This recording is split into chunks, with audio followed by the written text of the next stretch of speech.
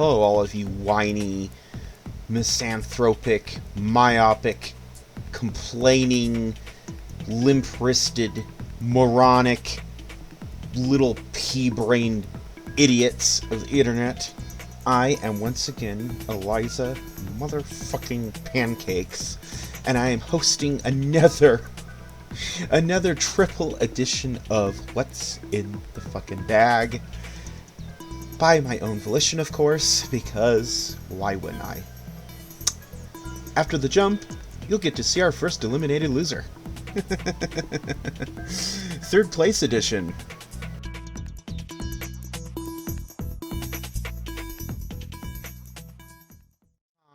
Breckenridge, the star that almost was but ultimately wasn't.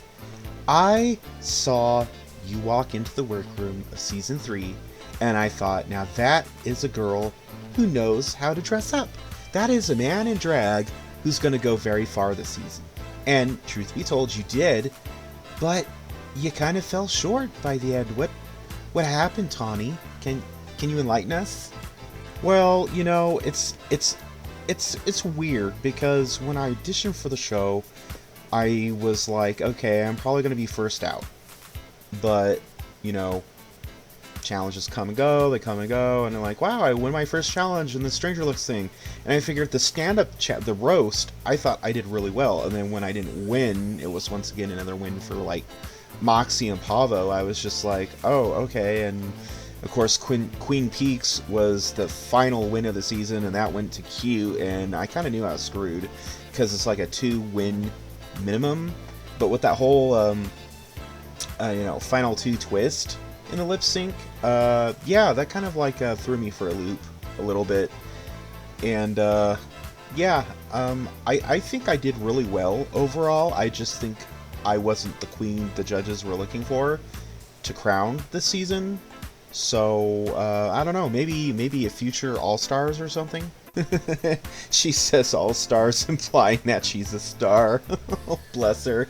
Anyway, so Tawny, I see that you brought this big, huge Walmart brand bag with you. It's Dior, actually. Yeah, whatever. So let's take a peek. Let's open that sucker up and take a deep dive into the bag. Tawny, what's in the bag? So this lovely lady in red over here is what you would have worn for the final lip sync, which it must have thrown you all for a loop when you realized that it was just going to be a final 2 lip sync instead of a top 4 as it's been since season 1, huh? Yeah, I'm still, that wound's still kind of fresh, Eliza, just, you know, FYI. Yeah. So anyway, I'm conflicted. So I like the top. It's razzle, it's dazzle. I like the shoes. I like the belt. I even like this minimalist do-nothing bracelet. And then you get here to the skirt, and it just kind of... I don't see the problem with it. Yeah, I mean, you chose it for your finale lip sync, so I don't think you would see the problem with it. So, I'm going to give you a perspective from a straight woman. When you're moving around, a skirt like that really cinches and hugs your, like, frame, you know, your midsection, your diaphragm, all that, it's going to make it very difficult to breathe while you're moving around and such. Now, if you were to wear something underneath it, like maybe ballet shorts or, you know, something, you know, those little tricks that Bambino would do during her lip sync, that's understandable. That would be completely forgivable. Did you have something like that planned? Not really? Okay, yeah. So, again, love the top, love the shoes, like the bracelet, I love the chain belt. The skirt is not doing it for me. And the reasoning is, if this was just a normal, like, Ravishing and Red Runaway, I would say yes, absolutely. Because unless your ass is going to be in the bottom lip syncing team, then I would expect you to have like some kind of reveal at this point. 3 seasons in, this is going to be very hard for me to picture you moving around the stage lip syncing in for that fucking crown. That skirt is going to be holding your ass back. If it's as tight feeling as it looks, I guarantee it. In fact, I think I own that skirt. The same color too, actually. So let's talk about your time on season 3. Like, I know you said that you feel like you did well, but do you feel like you did your best? I mean, I've recently spoken with Mint Cookie and Kimberly and Damiana, and everybody kind of like agrees you're given a list, kind of like a disclosure statement or a syllabus of sorts at the beginning of the season, and you're told ahead of time what materials and what things to bring. So, I mean, when you look at the dresses you brought today, especially the lip sync one, do you look at it and say, wow, this is a knocker out of the parker? Like, this is going to bring me home the gold. Do you feel like that when you look at it, or is it just kind of like, it's on the rack at Walmart, I'll save some money. Like, if you have the charisma and the personality like Moxie or Galaxia or Bambina, sure. And I'm not saying you don't have persona, I'm just saying it wasn't as strong as those. Like, Galaxia could walk in wearing dirt and they crown her. Like, that's just how good she is. Like, ultimately on the season, how do you think you fared? Do you think you got a fair edit? Do you think your placement was fair? How do you feel about it? Well, I think fair is kind of subjective, Eliza, because, obviously, when people who, like, tune into the show, they already have, like, 2 or 3 queens that they're rooting for, and obviously I wanted to make it to the end and win, which I achieved part of that. I made it to the end, I just didn't win.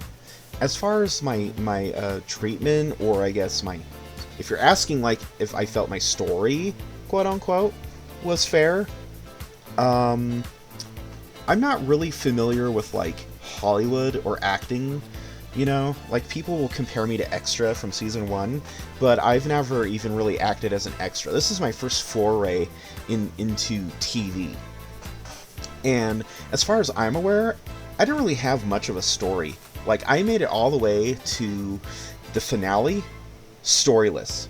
If you look back at everybody, the top 5, Moxie had a story because she was like the hero of the season, I guess, the main character. And she was kind of feuding and friends off and on with everybody. Pavo had a story. It was just, Pavo is the best. Pavo will win, blah. Delilah had a story. She was feuding with Kimberly. Q had a story. She was feuding with Mint Cookie. And then you come to me. I didn't really have much of a story. It was just like, oh, I'm here. I'm the girl from the trailer park. I'm a lot lizard. I'm going to win. Yay. And yeah. It's like I said, I'm not really sure if I can say it's fair or not, because you can't really control what production decides to do. I mean, I'm grateful that I was on the finale. It sucks I didn't get to lip sync, but I guess it makes sense that they split it down 2 and 2 with the 2 queens that each have 3 wins. And I mean, it could have been worse. I could have gone home much sooner, I think. I guess the actual question should be, you should be directing to the fans and ask, hey, are you guys satisfied with, Tawny's edit and her treatment on the show, her placement and all that? I mean, it feels correct for me for this season. It feels fine. I mean, I might not be a megastar, as you were implying earlier, but I do feel like all stars could be on the horizon. So, TLDR for our deaf users, you are totally, completely satisfied with being a loser. Okay, good to know. Let's move on to this other dress that you brought with us today. Now, I'm assuming that this is for the finale crowning, because it wasn't your Hollywood high fashion look. This, Eliza, is absolutely what I would worn for the crowning photo shoot and all that, because we got to see how Moxie had her own unique, like, pink, villainous Descendants kind of looking dress. It's not really villainous looking, but people pointed that out. And it looks like very different from what people would normally wear. Yeah, I don't really do long ball gowns. It's just not really my thing. And, honey, it's not a lot lizard if it isn't a short skirt. Yeah, this definitely has hooker written all over it, which I guess it means it has Tawny written all over it. See, there you go, you got it. I like the look. I just don't know if I like it for, like, the final finale crowning look. Because look at what Moxie wore. Look at what Bambina and Elle wore. Look at what Galaxia wore. Granted, some situations were, like, uncontrollable, you know, because they had lip sync outfits. I get it, because this is a Tawny Breckenridge look. So you're presumably being crowned as yourself. You're not trying to be something you're not. But this kind of looks like Bella Goth, Lady of the Evening realness. And let's be honest, Bella Goth is a very voluptuous lady. But does it scream royalty? Does it scream drag royalty? I think it screams 50% off tonight on the corner behind 7-Eleven. I think that's kind of what it screams. Again, I like it. I'm trashy. I love trashy looks. And I don't think this is trashy. Because I know you said lot lizard and I'm saying hooker. It's not a trashy look. It's more like, oh, I'm going out to the club tonight and I'm going to dance. Blah, blah, blah, blah. My only gripe is if the skirt came down just a bit more, maybe to the knees, like down to here, I would have zero complaints. I have zero complaints because I don't think every dress needs to be prom night, wedding gown. I don't think that. It sounds like I'm saying that, but I don't think that. I do like this look. I just think maybe some modifications and it would be perfect for a crowning look. Overall, it is like a Tawny Breckenridge look, and you know, why be something that you're not? I agree 100%, Eliza. Like, I'm not going to dress up as like Pavo or Moxie or Cute, Lord forbid. I'm going to wear something that screams me, even if it is Lot Lizard. Exactly. Stay true to your roots. So we are almost out of time here, Ms. Breckenridge. Did you have any other, sage words of advice before we cut to our next eliminated loser for the evening? Yeah, if you make it onto the show, bring everything. Like, just bring everything. Like, just rent a trailer, put your entire wardrobe in it, buy some more clothes, because you can't go wrong there. More shoes, especially. All your makeup, just throw all that shit in there and haul it with you. Seriously, you can't go wrong. I feel like I didn't have enough clothes, and look where it got me. Got me to the finale, but I didn't win. So, yeah, just bring everything.